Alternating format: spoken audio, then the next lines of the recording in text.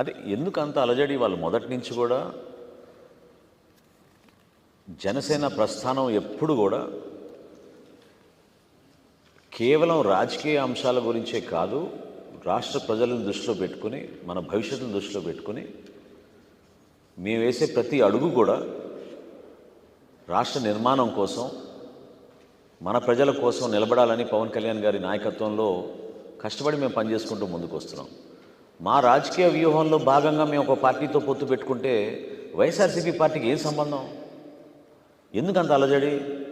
ఎందుకు మీరు అంత సమయం వృధా చేసుకుని అన్ని ప్రెస్ మీట్లు పెట్టుకుని సోషల్ మీడియాలో అంత హడావుడి చేయాల్సిన అవసరం ఏముంది?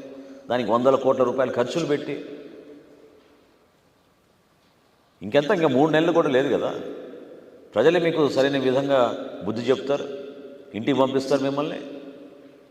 అది తట్టుకోలేక నిన్న వచ్చిన జనాన్ని చూసి జనసేన పార్టీ, తెలుగుదేశం పార్టీ కలిసిపోతే అసలు మనకి ఏమాత్రం భవిష్యత్తు లేదనే భయంతో వీళ్ళు ఒక పిచ్చి కథ అల్లి వ్యక్తిగతంగా విమర్శలు చేసుకుంటూ కాలం గడుపుతున్నారు.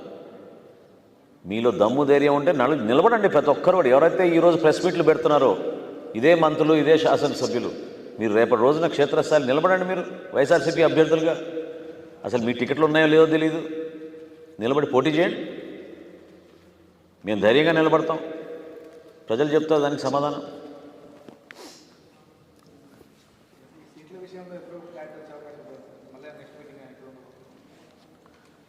చర్చలు జరుగుతూనే ఉన్నాయండి. ఖచ్చితంగా ఒక ఆలోచన మేరకు సంక్రాంతి లోపు ఉమ్మడి మేనిఫెస్టో, అదేవిధంగా ఏ స్థానాల్లో ఇరు పార్టీల మధ్యన నిలబడే అభ్యర్థులు ఎలా పోటీ చేయాలి, ఎక్కడ చేస్తున్నారు, ఇవన్నీ కూడా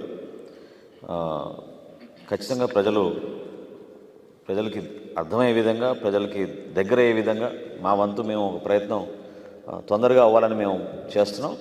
ఈ చర్చలో భాగంగా ఆ సమస్యలపైన ఎక్కడ కూడా ఇబ్బంది లేకుండా ముందుకెళ్తాం.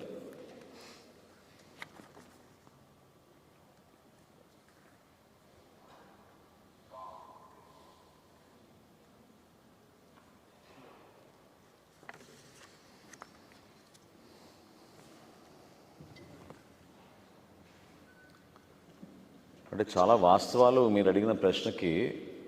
ఇన్ని రోజులు వీళ్ళు ఈ చీకటి జియోలు, ఎవరు తెలియకుండా సమాచారం పౌరుడికి ఇవ్వాల్సిన ప్రభుత్వం నుంచి సమాచారం కూడా అందకుండా వాళ్ళు ఎన్నో కుట్రలు చేశారు. గౌరవ హైకోర్టు ఇచ్చిన తీర్పు మేరకు చాలా వరకు ఈ సమాచారం బయటకు వస్తుంది, జియోలని బయటకు వస్తుంది. కాబట్టి వాస్తవాలు కూడా మనకు తెలుస్తూ ఉన్నాయి. సో ఈ ఫైల్ విధానం, డిజిటల్ సిగ్నేచర్లు, డిజిటల్ ట్రాన్సాక్షన్లు, డిజిటల్ ట్రాన్స్ఫర్లు, వీటి ద్వారా వాళ్ళ కొత్త సిస్టమ్ ఏదో తయారు చేసుకుని వాళ్ళకి లబ్ధి కలిగే విధంగా చేస్తున్నారనేది ఖచ్చితంగా ఒక బలమైన అనుమానం. దానికి ఈ రోజున మేము మీ ముందు ఉంచిన ఈ వాస్తవాలు.